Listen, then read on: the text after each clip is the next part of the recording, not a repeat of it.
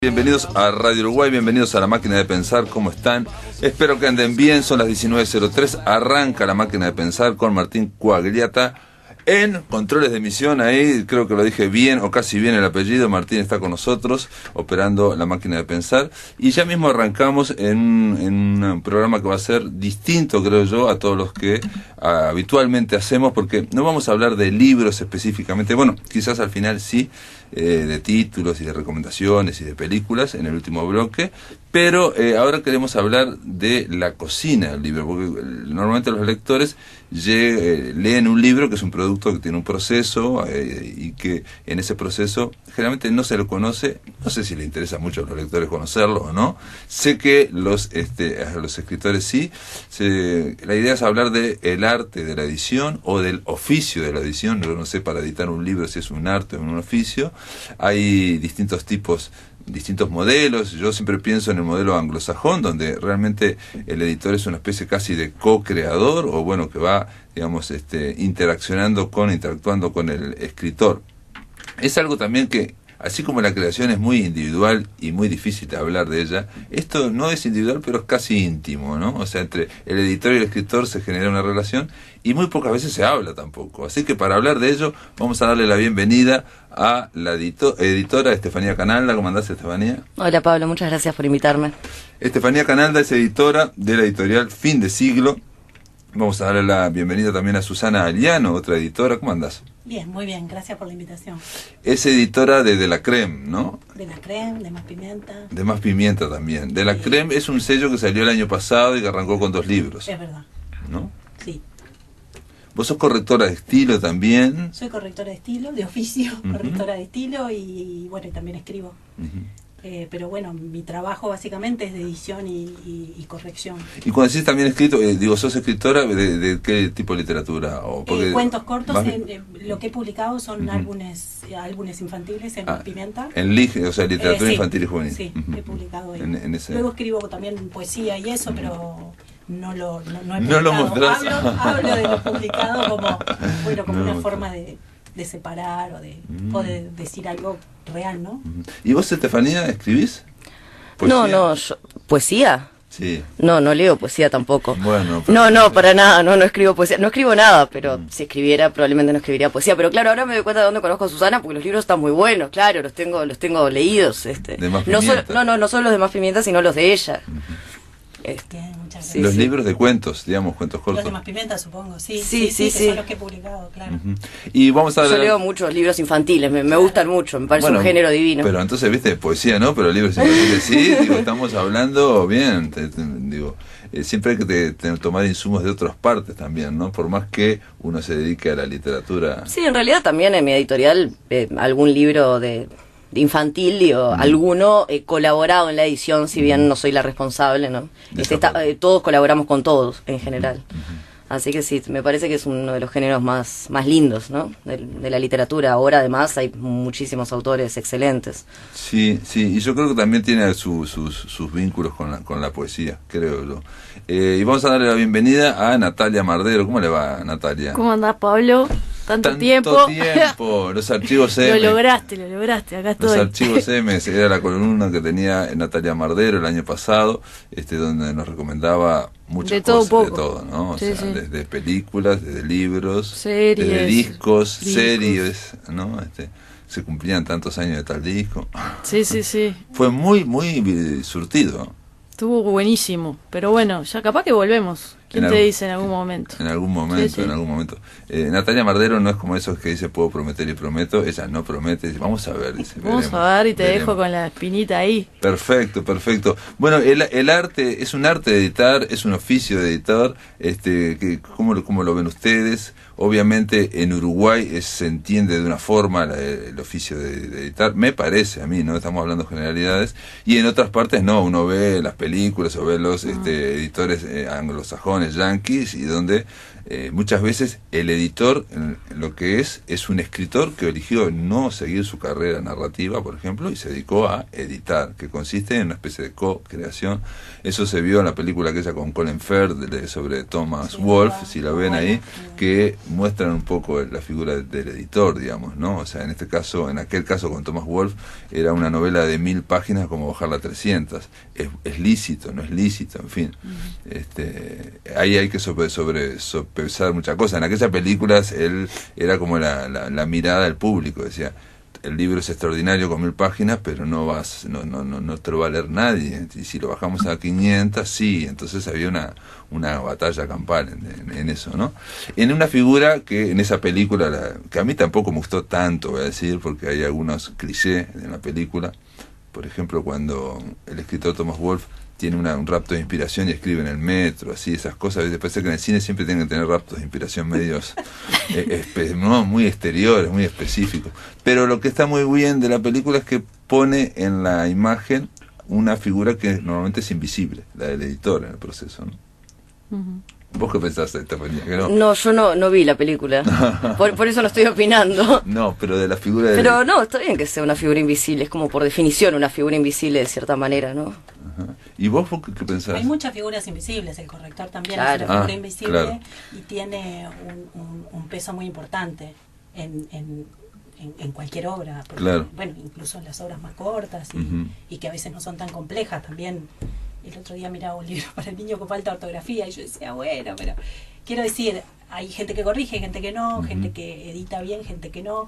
Creo que el concepto de oficio o arte también depende un poco del género. Por ejemplo, en los álbumes ilustrados, capaz que es más clara la incidencia del editor en el arte, porque el álbum ilustrado termina siendo un objeto... como te diría, como integral, ¿no? Claro, sí, donde sí, importa mucho el texto, importa mucho la ilustración, pero también importa mucho el diseño, qué cosas querés hacer con el libro, qué tipografías querés usar. Importan cosas que van más allá de a veces que en otro tipo que de del contenido, específicamente del exacto, texto, del contenido exacto. textual. Entonces tenés que tener es necesaria además una mirada global que la tiene el editor. En ese caso, quizás es más creativo el trabajo, o más, no sé, por ejemplo, se me ocurre la colección de Olvidados que yo tengo en Más Pimienta, que son poetas uruguayos olvidados, ilustrados por jóvenes contemporáneos. Ahí la incidencia artística que yo puedo tener es totalmente distinta como editora, ¿no? Es totalmente, ya desde la selección, porque yo hago toda una investigación de los poetas olvidados, a ver cuáles caben también en esa categoría, es algo muy específico. Y aparte es un cuelgue muy personal también. Entonces, pienso que también depende de qué tipo de libros estás haciendo. A veces no solo la editorial, sino qué tipo de libros estás haciendo.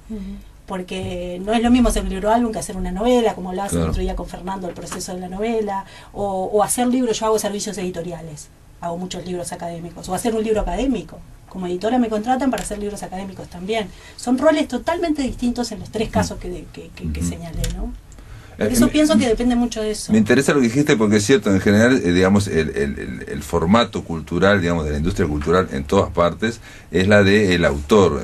Incluso en muchas, en Alfaguara o en el Planeta, el nombre del autor es más grande, tiene una tipografía más grande el autor que la del título, digamos, ¿no?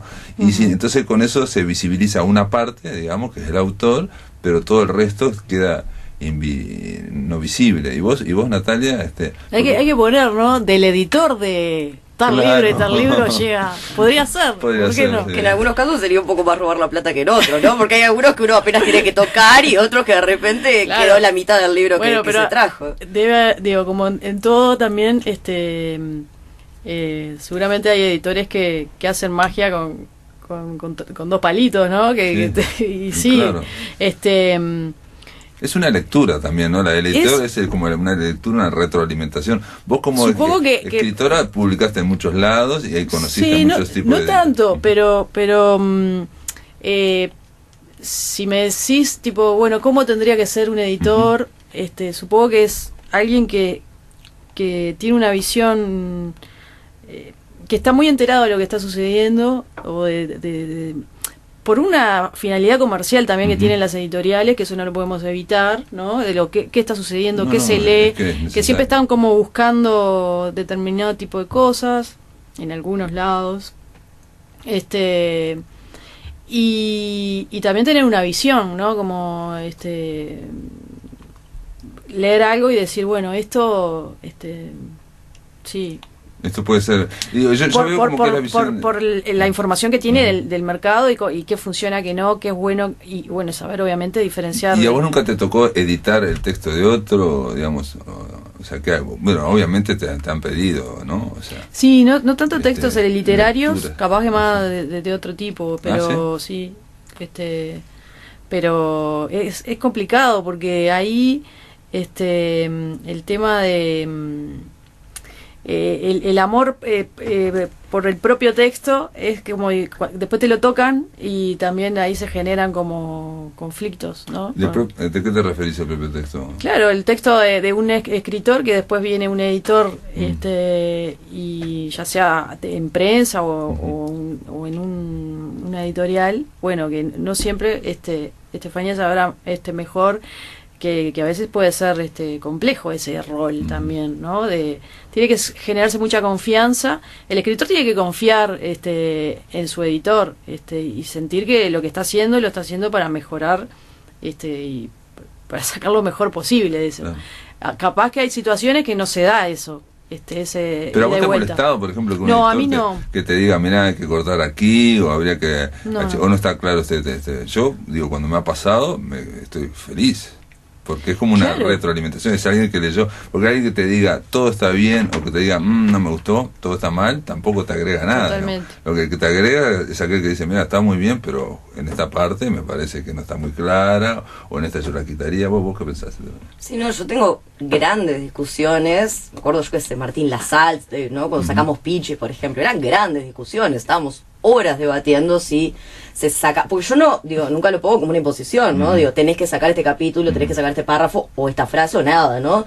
Yo marco cada cambio y si me piden lo justifico, incluso he justificado todo, no de repente, porque sé que a la persona le interesa y de repente se genera una discusión que está muy buena para ambas partes y muchas veces yo digo, bueno, tenés razón, vamos a verlo de otra manera, capaz que no lo sacamos, capaz que lo pulimos, capaz que lo cambiamos de lugar.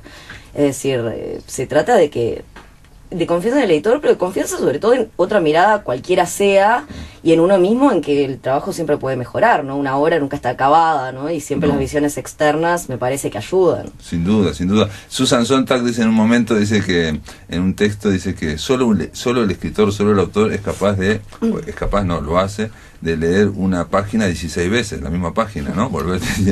Yo lo hago también. Pero ningún lector lo va a hacer nunca, ¿no? Ningún lector va a leer 16 veces. Pero digo, es necesario otro, me refiero porque como a veces como que el autor está muy metido en el texto, la necesidad de que haya afuera, otro, ¿no? Y que diga, mira, esto es... Claro, porque además los autores, por ejemplo, se enamoran de determinadas partes que quizás se enamoraron por el momento en que lo escribieron, por lo que estaban sintiendo, por lo que lo asocian, digamos, pero uno mirándolo de afuera le dice... wow, no, esto no está bueno, ¿no? Eso pasa también, o sea, ellos pierden perspectiva, digamos, con respecto a la obra, o sea, y no se trata de ser como una especie de iluminado que viene de afuera, ni muchísimo menos, ¿no? Sino simplemente preguntar, sugerir, ¿no? Preguntar, por ejemplo, ¿no? ¿Por qué esto acá, no? O de qué te parece que está sirviendo esto, ¿por qué metiste este personaje? O sea... Sobre todo si está claro, ¿no? En el caso de Susana Aliano, ella es de editorial de La Creme y me pasó hace poco que entrevisté a Fernando González y él acá dijo no solamente que tuvo una gran edición tuya y de Virginia Sandro, sí, sino que hubo un personaje que vos le dijiste que no estaba claro o que no existía o que era muy mínimo y se empezó a desarrollar y él lo desarrolló y bueno, sí, eso era el padre, bueno. creo. Fernando ¿no? también es un tipo muy abierto y muy respetuoso de la labor del editor y qué sé yo, también él tiene un perfil que bueno, que daba para profundizar mucho y bien, ¿no? En ese caso, eso, por ejemplo, era súper necesario, porque, o sea, era una dictadura, era gente que ya había vivido una gente de mediana edad, que ya había vivido una dictadura anterior, la historia principal estaba vista desde el punto de vista de la hija de esas personas, pero que estaba viviendo una dictadura contemporánea siendo una adolescente, ¿no? Sí, esa era la historia. Sí, pero los padres tenían una posición en esta nueva dictadura contemporánea. Sí, es el Uruguay con una dictadura del futuro, ¿no? Una dictadura del futuro donde donde lo primero que hacen es cortar internet, el wifi lo cortan. Entonces había tenía que tener una consistencia. El padre seguía siendo un sindicalista y tenía una posición totalmente no sé, totalmente liviana frente a la situación, digamos. Solo trataba de ver lo raro y qué sé yo. La madre estaba sentada en la casa y no pasaba nada y no se movía y pasaba enfrente a la tele, muy inmóvil. Sí, y lo sí. de la inmovilidad siguió, por ejemplo, porque ese era un recurso que estaba bueno. Pero había que justificar eso después de haber vivido una dictadura anterior, de unas personas de mediana edad. Entonces fue que apareció la idea del hermano desaparecido, porque entonces eso sí, ¿no? Te moviliza, Claro. te frena. Pero eso se lo propusiste porque vos. ya te cambió la historia. Se lo propusiste vos. Exacto, eso fue lo que él decía. Entonces ahí...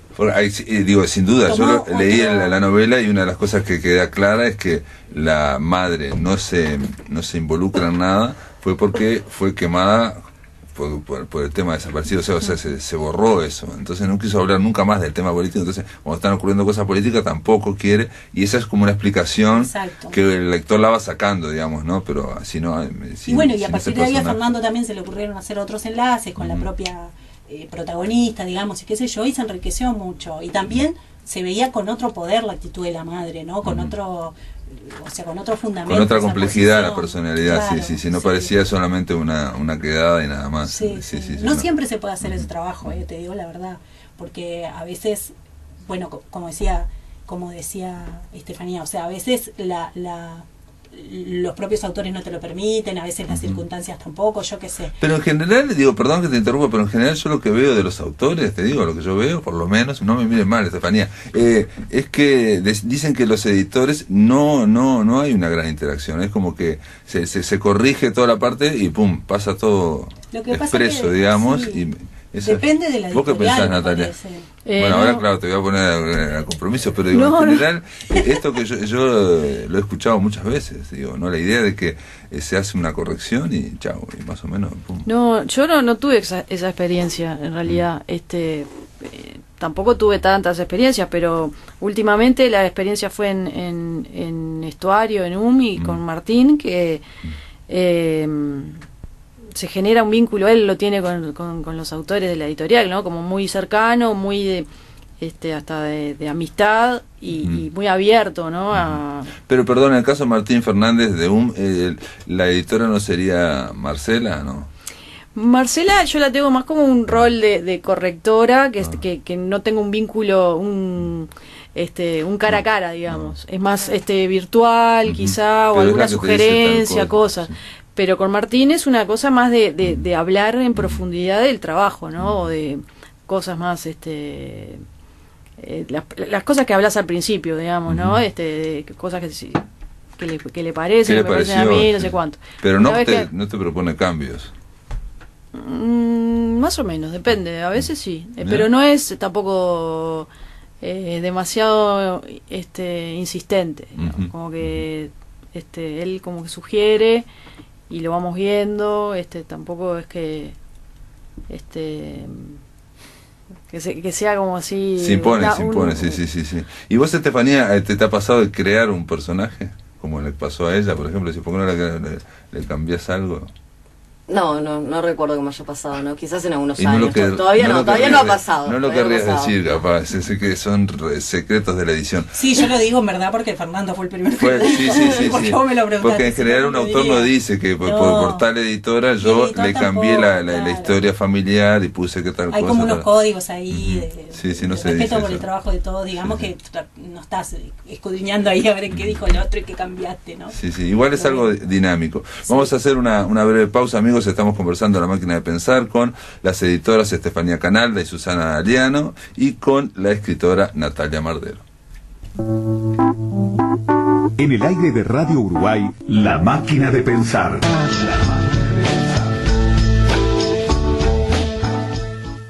Estamos conversando en La Máquina de Pensar con las editoras Estefanía Canalda y Susana Ariano y con la escritora Natalia Mardero. Obviamente, fuera del aire ya todos seguimos conversando en torno a... Confesamos. Sí, conversando en torno, sí, confesando cuestiones de edición, digamos, ese tira y afloje.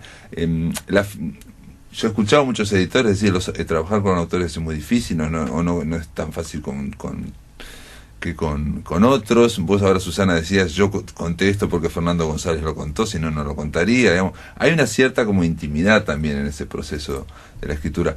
Ahora Estefanía estaba contando de un escritor que era muy poético, entonces como que había que quitarle rosas, había que quitarle... Sí, por eso, bueno, en la editorial me pusieron el apodo castradora de poetas. Yo no tengo nada en contra de la prosa poética, obviamente, y él la hacía muy bien, solo que a veces se le amontonaba y cuando no genera como un efecto de desgaste, ¿no? Una metáfora puede estar muy bien, 6 pueden estar muy bien también, pero cuando están todas juntas pierden fuerza. Entonces hicimos esa ida y vuelta, ¿no? De, bueno, aflojemos un poco, ¿no? Eso también tiene, eso de repente ponerle 3 adjetivos y con uno no, pues eso ustedes se fijan, lo comentan. Sí, lo de los adjetivos pasa, es muy común, ¿no? Y pierden fuerza, porque no es que cada uno esté mal, ni que, ¿no? Pero es simplemente que esa... claro, algo tiene que ser, o sea, no puede ser contundente si son muchas cosas contundentes todas juntas, ¿no? Claro. Y en el caso tuyo, Natalia, cuando vos publicaste, por ejemplo, Posmonauta, que fue, digamos, era una reedición eso, ¿no? Habían pasado un par de años. ¿Qué hiciste para ese... Digamos, ¿qué para hizo la reedición? Sí. ¿Lo miraron de nuevo? ¿No lo miraron de nuevo? Sí, porque estaba espantoso en realidad. Después yo lo veía años después. Primer premio en sí, pero tenía errores así de todo tipo. Y claro, porque esa edición, la primera que había salido en una editorial que ya no existe, creo, y que nada, no hacían libros académicos y fue una incursión en narrativa muy extraña porque yo insistí y no sé qué y quedó como quedó, salió medio así a los ponchazos, y después hicimos la reedición con Gabriel Sosa y ahí bueno se agregaron textos y bueno una revisión también de los textos. Tampoco yo quería tocar demasiado en cuanto a me parecía que había cosas que si bien no estaba, que las tenía ganas de cambiarlas, no las iba a cambiar porque habían sido escritas así en su momento y por algo estaban así. Pero bueno, había algún error, Pero en general a cualquier escritor, digamos, o pintor o lo que fuere, digamos, 10 años después, con todo lo que aprendió, mira eso y le encuentra, aunque le guste y aunque le parezca que funciona, le encuentra, digamos, que podrían mejorar. Claro, había cosas que me parecía más contundentes, como decía ella, ¿no? A veces quitarle más que agregar. Claro, a veces me parecía que mejorar lo que se podía mejorar para que fuera mejor el texto bien, pero no toquetear de más y que perdiera como, por lo menos esa frescura o el encanto del primer libro, exacto. Y bueno, nada, pero salió una versión mejorada, digamos, que subsanando los apurones de la primera vez. Pero cuando te referís a los apurones, ¿significa que había, por ejemplo, erratas? O que había, erratas, digamos, sí, tipográfica. O lo que decía Estefanía, que yo qué sé, a veces repetías una palabra muy cerca, que estaban muy cerca, yo qué sé, viste esas cosas que se te pasan. No hubo otra mirada demasiado tampoco exigente del lado de la editorial, claro, entonces pasaron. O un nombre mal escrito, ¿no? Yo qué sé, cosas así. El tema de las erratas tipográficas parece que ahora se ha vuelto más frecuente. Alguien dice que todo libro lleva un proceso y que al apurar ese proceso para sacar muchos títulos se saltean y aparecen esas erratas tipográficas o directamente que no ha pasado por la mirada de un editor muy concienzudo. Pero también hay un tema de rentabilidad que es real, que pasa en los medios de comunicación y pasa con los libros, que es, ¿no? Cuando algo es, o sea, cuando cada vez hay más competencia, cada vez es menos rentable porque hay más oferta y todo, hay que cortar esquinas muchas veces, ¿no? O sea, uno puede hacer todos los intentos porque ese tipo de cosas no pasan, pero también es comprensible cuando pasan, ¿no? Porque si un libro vas a vender 200 de repente, ¿cuántas horas podés invertir, además de el pagar la impresión, cuántas horas de trabajo, de cuánta gente podés realmente invertir y no perder al menos un montón de plata, ¿no? Pero digo, es lo mismo que pasa en los medios de comunicación. Los correctores fueron los primeros en ser echados, digamos, de los medios, ¿no? Claro. No en Uruguay, sino en todas partes. Sí, lo curioso es que a veces ves ediciones re lindas, ¿no? De editoriales poderosas, cuidado y todo, precioso, y adentro hay cosas que decís, no puede pasar esto. Y autores importantes. Y autores importantes. Se ve mucho más que antes. Sí, se ven de rato. Yo el año pasado saqué una pequeña colección con un sello propio que en realidad tiene mi nombre, que siempre había querido hacer narrativa y poesía, digamos. ¿Narrativa tuya? No, de dos autoras. Entonces comencé con un libro de narrativa de Elena Modeleski y otro de poesía de Liana Lucián. Y fue los libros que sacamos el año pasado. Y bueno, no sé, esto de la corrección, de los recortes y eso, yo qué sé, prefiero no hacer un libro si tengo un recorte, ¿entendés? Pero tiene que estar corregido, Las erratas son inevitables, por otro lado, eso es así. Una errata es yo soy correctora, he corregido textos 1000 veces, ese de Elena Modeleski, que lo corregimos 1000 veces, después de que tuvo impreso, que aparte lo corregimos, ella es una persona también súper centrada en la corrección, qué sé yo, le encontramos una falta. ¿Una falta ortográfica o una errata? No, una errata en una palabra, una en el medio del libro, dijimos. Y bueno, y eso pasa, y lo hicimos lo más profesional que pudimos, le metimos un montón de horas de laburo, te pasa. Además, los correctores, como inevitable. Yo tengo mucha admiración a los correctores. Por ejemplo, nosotros en la editorial tenemos una correctora que está hace más de 20 años en la editorial, que tiene 85, que sigue trabajando. Tenemos dos, ¿no? Pero ella ha estado siempre. Y claro, tiene, por ejemplo, un conocimiento tan amplio, ¿no? De historia, de un montón de cosas que agarra caza errores que yo no podría cazar en 1.000.000 de años, ¿no? Tipo, una novela histórica, por ejemplo, le dijo al autor, mira, acá está describiendo los síntomas de tal enfermedad y los últimos libros de historia demuestran que en realidad no murió de esta enfermedad, sino de tal otra, ¿no? Además de, claro, esa cosa concienzuda del detalle, ¿no? De la atención. Además, cuando se enamoran de un libro, es maravilloso el nivel de atención que le presta y las cosas que ven que nadie más ve, ¿no? O sea, cuando se hace bien el trabajo de corrección, formidable. Y eso te da esa variedad de libros con lo que tenés que pasar. Yo qué sé, yo acabo de terminar un libro sobre trata de personas. Y ahí tenés que investigar, tenés que leer. Bueno, tuve que corregirlo, tuve que hacerle toda la edición, qué sé yo, me contratan como específicamente para eso en un servicio editorial. Y lo hago como si corrigiera cualquier otro libro. Y con cada libro aprendés algo nuevo, sabés, tenés la información. Pero en ese caso me parece también, creo, les pregunto, ¿no? Hay también una serie de convenciones, digamos, para estos textos que son académicos, que son... Claro, pero ¿qué convenciones usás de repente? Porque, ¿no? Podés guiarte por tal manual de estilo, tal otro. O sea, en la editorial yo veo ahora que, somos bastante personas jóvenes.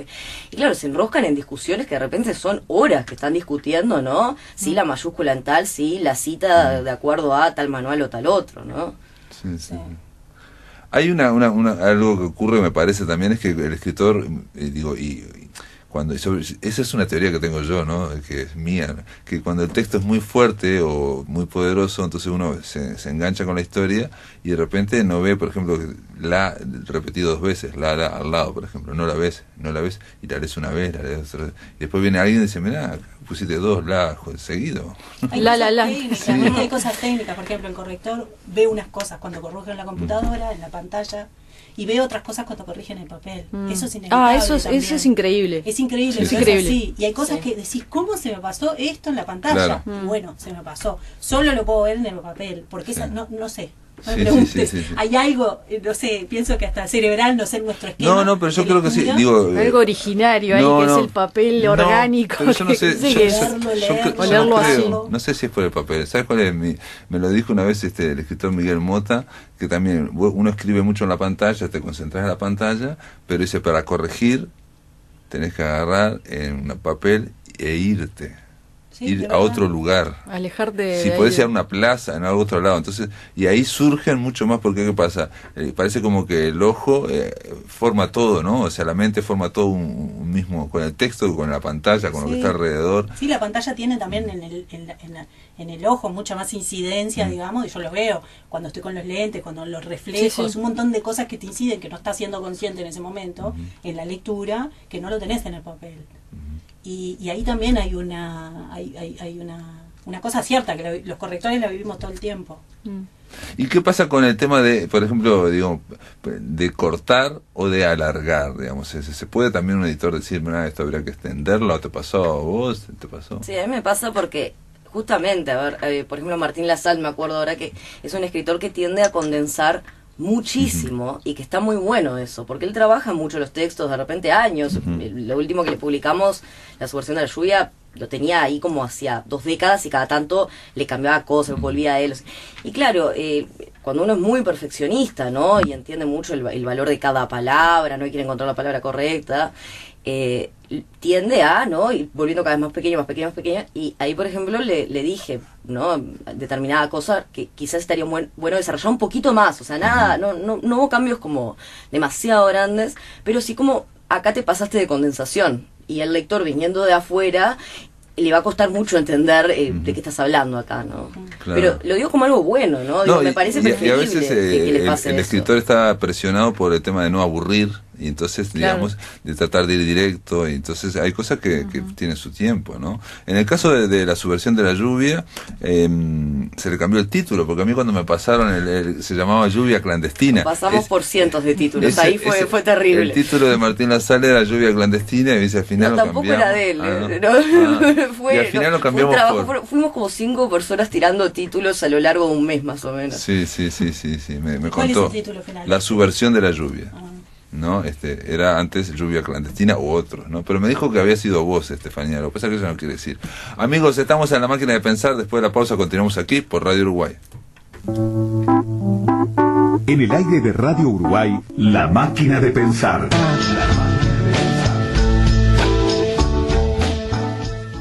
Continuamos, amigos, en La Máquina de Pensar. Estamos conversando con las editoras Estefanía Canalda y Susana Aliano, y con la escritora Natalia Mardero, sobre lo que es crear un libro, digamos. Ahora estamos fuera de micrófono hablando del tema de los títulos. No es fácil titular, y en general, les pregunto, ¿se supone que la editorial es dueña de la tapa y del título, digamos, o no, digamos? No, como que incide la tapa y el título. ¿Qué tema es ese? Nosotros nunca sacamos ¿no? con un título en la tapa que el autor no quiera, obviamente. Muchas veces se hace toda la tapa y el autor te dice no, y se hace toda de nuevo. ¿Se hace de nuevo? Sí, se ha hecho de nuevo, incluso no se ha tenido que pagar de nuevo, obviamente, porque bueno, el autor dice no, y obviamente que es no.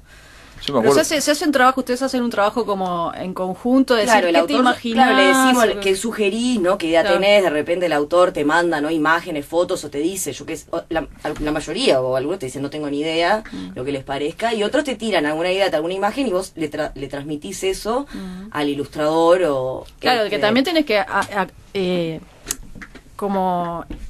si tenés una colección, por ejemplo, que las tapas son ilustradas...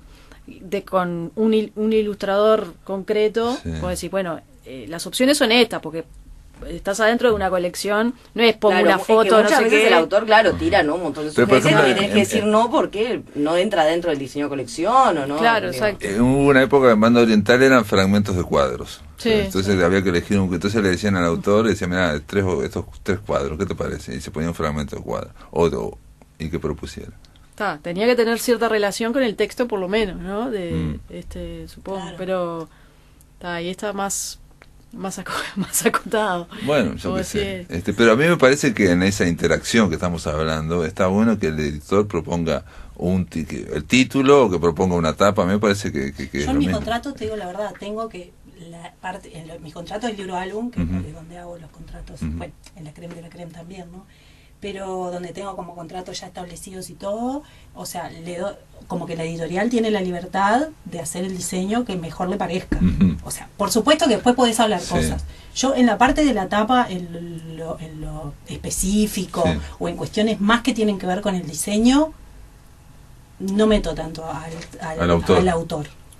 Además hago el libro álbum, en el caso de Más Pimienta, entonces ya te digo, tengo también yo toda una incidencia, tiene la diseñadora también toda una incidencia, entonces es como, si abrís demasiado también te enloqueces, porque si todos van a opinar y todos van a querer una tapa, me ha pasado que me dicen, la tapa quiero que la haga mi esposa, ¿te animás? No, sí, eso pasa todo el tiempo. ¿Entendés? Porque me gusta el dibujo de mi primo, o porque mi novia es artista y entonces quiere poner... O sea, te pasan mucho esas cosas. Eso yo no lo haría. En realidad prefiero acotarlo, porque sé que no es sano después para el libro, ni para la relación, ni para nada. Entonces lo tengo como bastante claro. No he tenido en verdad ningún inconveniente, porque también se da en un entorno como de diálogo, ¿no? Lo hablamos, si tienen una propuesta de tapa, lo vemos. pero en general como que o puede haber, lo guardamos para y la un autor editorial. que te reconozca, mirá que el título no es bueno, pero no se me ocurre otro. O Sí, la mayoría en realidad le está inseguro sobre el título y te dicen, ¿no? Si se te ocurre otro, o mismo a ellos se les ocurre otro. Lo que pasa es que tampoco tiene tanta importancia en el momento de que te mandan un manuscrito, ¿no? Te mandan un No, manuscrito pero con el cuando título estás que sea. haciendo el proceso... Claro, y luego ellos lo siguen pensando, pero tienen que, ¿no? Como terminar la obra y bueno, después viene... Pero el tema de las tapas, el diseño, eso, nosotros, por ejemplo, últimamente venimos trabajando muchísimo, haciendo casi todas las últimas tapas con Federico Murro, ¿no? Que es un artista increíble, ¿no? Es un dibujante que tiene una versatilidad impresionante, que empezamos trabajando con él con libros para niños, después empezamos a trabajar no ficción, libro de tango, de fútbol, y después pasamos a las novelas. Entonces, claro, ahí también entra en juego la libertad y la sensibilidad del propio artista, ¿no? Porque yo no le voy a ir a decir de repente a Federico Murro que tiene que cambiar 18 cosas de esta pintura que acaba de hacer, ¿no? Es complicado, pero por lo general, además, las cosas que hace son tan maravillosas que los escritores han sentido muy bien con esas tapas, con esa manera de interpretar la obra. Pero también uno puede, ¿no? Como puede llegar a hacer violentar un poco al artista si uno va y le dice, ay no, mira que el autor me pide que le cambies estas 20 cosas, ¿no? Que también es un artista como el propio autor. Es una relación compleja y de manejar, porque claro, el escritor siente el libro como propio, como que es dueño total de eso, sea tapa, diseño, como un objeto terminado completo, no solo lo de adentro. Y ahí es un juego de tira y afloje porque, bueno, también la editorial obviamente tiene incidencia y tiene una línea que seguir. Sí. Y que, bueno. Pero aparte yo pienso que la editorial siempre está mirándolo para mí desde el punto de vista del lector, con vista a la difusión y a la comercialización de ese libro, digamos. Claro, o sea, todo lo que idea. mejore, digamos, que a un Seguro. golpe de vista te diga, esto trata de esto, este libro, y comprame por tal cosa, ¿no? Sí. Yo cuando he tenido que publicar soy un desastre poniendo los títulos y me acuerdo con Maca me dijo traer una lista y traje como 15 títulos y fui diciendo ese, dijo, Claro. eligió ese, pero lo mismo, pero también le decía por ejemplo que te quería que fuera un brindis y le mandé una foto de un brindis y es espantosa la foto de pero él terminó, pero era espantosa porque aparte eran 2 copitas tipo champán así, es lamentable, pero ¿qué se le ocurrió? A partir de eso él se le ocurrió en el vaso de whisky de Johnny Walker ampliarlo, entonces en un vaso como si fuera no era un brindis, pero bueno, le salió por ahí. ¿A Maca le mandaste sugerencias? Sí, monoma. No. En general, yo creo que los editores en esa parte no sé si son tan Yo igual insisto que accesibles. depende del género y del tipo de libro. No es lo mismo un libro colectivo en el que hay muchos poemas o muchos relatos que un libro álbum en el que yo al ilustrador le doy total libertad para trabajar en su obra interior, Claro. en el interior del libro, pero después también lo que decía ella, quiero respetar la portada que quiero hacer también yo, porque Claro, en claro. general converso con el diseñador, quiero también respetar esa portada. Es una obra distinta también, es más colectiva en el sentido de que todos tenemos un espacio de incidencia, más claro, digamos. Distinto de repente, como decía Natalia, una novela, en la que es toda tu novela, entonces vos querés tener como aquello, tenés que, en esa etapa de repente que necesitas tener un poco más de presencia personal tuya como autora, ¿no? Sí, porque estás Son diciendo como cosas distintas. también Estás desde la diciendo tapa. Pero vos no elegiste esas tapas, por ejemplo la de Gabriel Sosa, ahora me estoy acordando. No tanto, No. porque por ejemplo Posmonauta fue parte de una colección que Sí. yo tenía como, pero en los últimos sí, yo tuve un proceso, Guía para un universo fue con Estuario. sí, ahora la reedición sí, que bueno, ya venía con los dibujos de Barreto que ya estaban, fue muy parecida conceptualmente la tapa de lo que fue la primera edición, pero en Cordón Sojo por ejemplo sí, fue como un ida y vuelta con Lucía, la diseñadora, que de mandar referencias, Sí. tipo, bueno, ¿qué te parece por acá? Y que si hacemos esto, no sé qué. Y fue totalmente así, como en equipo, que estuvo buenísimo porque me quedé re contenta con la tapa. Como que yo decía, esto también es parte de... Sí, claro. En general me parece que así como los autores, ahora estoy hablando muy en general, defienden las comas o no sé qué, o muchos autores, no les importa tanto, me parece, la tapa me da la impresión. Y depende de la persona, capaz que hay autores que todo el tema de diseño y eso le cuelga o tiene un interés, y capaz que hay gente que dice, no, yo no entiendo nada de Sí, esto. sí. No, te pelean la tapa siempre hasta el ¿Ah, último sí? momento. Siempre quieren ver la tapa, desde el primer bosquejo hasta el último, todos, y no, o sea, no siempre te pelean, pero o sea, que les importa muchísimo, sí, sin duda. De repente te piden más la tapa que le mandes, ¿no? la última versión corregida. Pero no sé si todos tienen una visión de la tapa. No. Es muy difícil tener una pero visión, quieren agarrarla y ver, decir, es horrible o está buena, ¿no? Porque tienen como un miedo de que les mandes una tapa espantosa, ¿no? Quieren como respirar aliviados viendo, no, es un desastre. Sí. Bueno, y hablando de títulos, nos quedan 5 minutos para títulos de libros que han leído para compartir con los amigos acá que nos están escuchando, tipo de recomendación, pero no algo que les haya gustado. Estamos en verano para leer ahora. En verano. Estefanía ya te vino con el libro bajo el brazo ahí. Sí, yo o sea, no es que lo traje para acá, lo traje porque ando boyando, pero La Ciudad Blanca de Carolina Ramqvist es una sueca que, aclaro que solo leí una tercera parte y jamás recomendaría un libro habiendo leído eso, pero en este caso ya me encontré con tantos pasajes tan excepcionales que ya valió la pena, aunque termine mal, que no creo. Pero cualquier cosa le arrancamos la página final. ¿De qué trata? Es una experiencia de una mujer, una madre sola, que el marido no está, suponemos que murió, no está del todo claro, que además quedó en bancarrota, que estaba acostumbrado a un estilo de vida muy... ¿Dónde? ¿En Suecia? Está en un paraje inhóspito, está como en una casona en un paraje inhóspito. Sabemos que la van a sacar de la casa, que el Estado la va a sacar de ahí porque tiene unas deudas enormes que dejó el marido, que perdió ese estilo de vida, que perdió todos los amigos, además que tenían que ver con ese círculo social, que ya no tiene a nadie que la ayude y que tiene una bebé muy chiquita.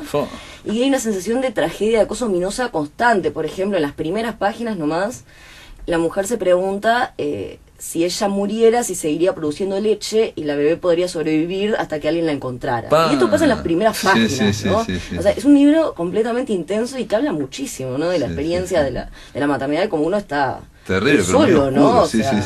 Enfrentarse a eso completamente solo en una casa en el medio de la nada, que solo vienen los agentes de la policía a decir te vamos a desalojar en 2 días, ¿no? Sí, me hiciste acordar porque hay alguna leyenda, ahora no me acuerdo de quién, pero una leyenda, viste, estos de santos o algo así, de que se muere la madre y el bebé se alimenta, es una cuestión medio de leyenda, ¿no? Pero acá en este caso, si se lo pregunta es porque no queda nadie, es como una forma de decir que lo único que hace es estar con ella misma planteándose todas las cosas que van a salir mal, ¿no? O sea, los peores escenarios. Pero en realidad el último libro que terminé fue la de Diego Treyes Paz, La Procesión Infinita, una novela peruana que la leí por recomendación de Ramiro Sanchís, que la elogió muchísimo. Y bueno, no, es impresionante, es impresionante. La Procesión Infinita. Sí, que bueno, juega mucho con la influencia de Vargas Llosa, ¿no? En la pregunta esta de cuándo se jodió el Perú, pero diciendo hay que retorcerle el cuello a Zabalita, ¿no? No, hay que romper con esto de... En vez de al cisne posmoderno, claro, Zabalita, que era el protagonista. Del 2000 al 2017, ¿no? Post Fujimori, pero toda esa influencia de la dictadura muy presente, pero en la vida como más rota de los escritores, de la fiesta, ¿no? De la cocaína, un montón de cosas. Y me pareció excelente. ¿Y vos, Susana? Yo estoy para la década de los 50, estoy leyendo ahora Carlo Levi, pero ese no lo voy a recomendar porque no se encuentra. Carlo Levi. Sí, es un italiano que, bueno, escribe un libro, Le Parole sono pietre, que es el que estoy leyendo, pero digo que estoy en la década de los 50 porque el que leí antes, que en realidad no lo leí, lo escuché porque era un audiolibro, que es el que voy a recomendar, que está bueno porque además se enlaza con la película, se llama La Librería, de Penélope Fitzgerald, que lo escribió también en la época del 50, pero en Inglaterra, y ahora está la película de Isabel Coixet. Exactamente. Dirigida por Isabel y está Coixet. interesante porque, primero que plantea una temática que a mí me encanta, que es esto de tener una librería en una época específica, que es fines de los 50, en un pueblo muy pequeñito de Inglaterra. Y bueno, una mujer viuda de mediana edad que decide poner esa librería como forma de sobrevivir y se encuentra, cuando llega al lugar, un pueblo que se caracteriza porque no hay nada, por lo que no tiene, digamos, se caracteriza el pueblo. Por la carencia. Exactamente. Empiezan a cuestionarle todo lo que ella viene a plantear con su pequeña librería, abre una biblioteca y le hacen una especie de revolución a tal punto que llegan a sacar un decreto para tratar de... Bueno, no voy a ponerme después. Vos sabés que Isabel Coixet la leyó y me dijo que tuvo 10 años con el guión buscando financiación y ahora tuvo un éxito espectacular y se mira lo que decían que iba a ser muy lenta, no sé qué.